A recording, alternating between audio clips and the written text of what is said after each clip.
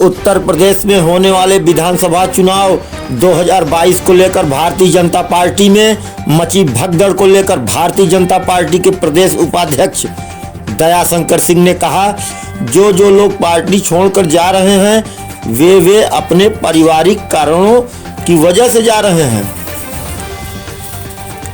और रही मेरी बात, तो अगर पार्टी मेरी पत्नी को प्रत्याशी बनाती है तो मैं चुनाव नहीं लड़ूंगा, और अगर मैं प्रत्याशी बनता हूं तो मेरी पत्नी चुनाव नहीं लड़ेगी।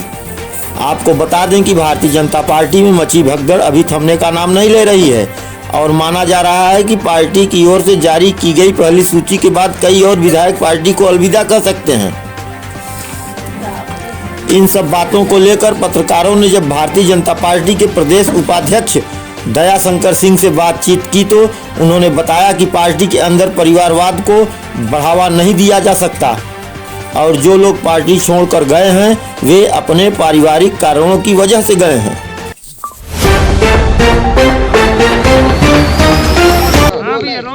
दयाशंकर जी, 105 लोगों की आज उम्मीदवारों की सूची जारी की गई है, जिसमें सबसे ज़्यादा जो उम्मीदवार हैं ओबीसी वर्ग से हैं। जितने नेताओं ने आपकी पार्टी छोड़ी है, सबका आरोप रहा है कि ओबीसी वर्ग को 5 सालों में कोई काम उनके लिए नहीं किया गया। क्या माना जाए इसीलिए ये सूची में पहले वरीयता दी गई उनको? देखिए, जो छोड़ के गए हैं वो कोई अपने व्यक्तिगत पारिवारिक कारणों से गए हैं।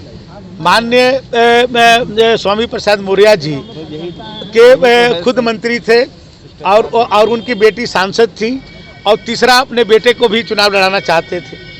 तो भारतीय जनता पार्टी भाई उनके समर्थकों को जो भी मजबूत थे, पिछली बार भी टिकट दिया था, लेकिन एक ही परिवार में इतने टिकट भारतीय जनता पार्टी में संभव नहीं है। हमारे पार्टी में भी बहुत बड़े वरिष्ठ नेतागण हैं, राष्ट्रीय स्तर के नेता हैं, लेकिन मैक्सिमम दो लोगों से ज़्यादा कोई एमपी है तो कोई किसी घर में एमएलए बन गया, लेकिन ये नहीं है कि पूरे परिवार के ही लोगों को टिकट दे दिया जाता हो।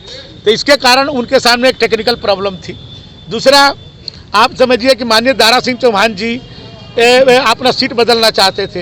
वो चाहते थे कि मधुबन को बदल करके हमको कोई और सीट दे दी जाए, तो हम लोग जो कोई 5 साल के दूसरे काम किया तो मैं उसका चेंज करके नहीं हो पा रहा था, तो इसके कारण वो गए हैं। तो ये सबके अपने व्यक्तिगत कारण थे। और यदि ये बात ये बोल रहे हैं कि मैं इस कारण गया, तो भाई आप 5 साल मिनिस्टर रहे, क्या आपने कभी भी सार्वजनिक बोला कि हमारी ये बातें नहीं सुनी जा रही है या हमारे समाज की बात नहीं सुनी जा रही? ये केवल अपने परिवार के लिए लोग, हम केवल उन्हीं लोगों की बात नहीं करते जो भी गठबंधन में गए हैं। माननीय ओम प्रकाश जी हैं, भाई वो अपने बेटे को लड़ाना चाहते हैं, लड़ाएंगे। आपके केशव देव मौर्य जी हैं, वो अपने बेटे को पत्नी को लड़ाएंगे। उसी तरह से आप ले गए हैं स्वामी प्रसाद जी, ये अपने बेटे को लड़ाएंगे चुनाव। आप देख लीजिएगा, ये सब जो है दारा सिंह जी अपना सीट बदलेंगे, अपना जहाँ पर लड़े थे वहाँ नहीं लड़ेंगे। तो ये लोग अपने व्यक्तिगत कारणों से गए हैं, न कि कोई अपने समाज के कारण या कोई इनका काम नहीं हुआ इसके कारण।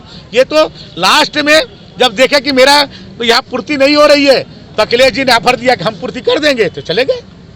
परिवार की बात आप कह रहे हैं, दयाशंकर जी दावा ठोक रहे हैं, स्वाति सिंह भी दावा ठोक रहे हैं, आप भी तो एक ही परिवार के हैं। देखिए, कोई दावा नहीं, लेकिन सुनिए, एक ही परिवार के हैं तो स्वाति सिंह लड़ी तो दयाशंकर सिंह नहीं लड़े चुनाव। और आज भी यदि स्वाति सिंह लड़ेंगी तो दयाशंकर सिंह नहीं लड़ेंगे, और दयाशंकर सिंह लड़ेंगे तो स्वाति सिंह नहीं लड़ेंगे। मोहनलालगंज ये हमारे पार्टी में एक ही परिवार में सभी लोग नहीं लड़ सकते। मोहनलालगंज से सांसद हैं केंद्रीय राज्य मंत्री कौशल किशोर, वो भी इस बार अपने बेटे को लेकर के प्रयासरत हैं कि बीजेपी से उनके बेटे को मलियावाद से सीट दे दी जाए। और इससे पहले उनकी वाइफ जो है जयदेवी कौशल भी जो है विधायक रही है मलियावाद से। ऐसे में क्या बीजेपी एक बार फिर जो है उनके बेटे विकास किशोर को जो है टिकट दें? आप जब हमारी सूची जारी हो जाएगी फिर आप इसी कार्यालय में हमसे बात करिएगा।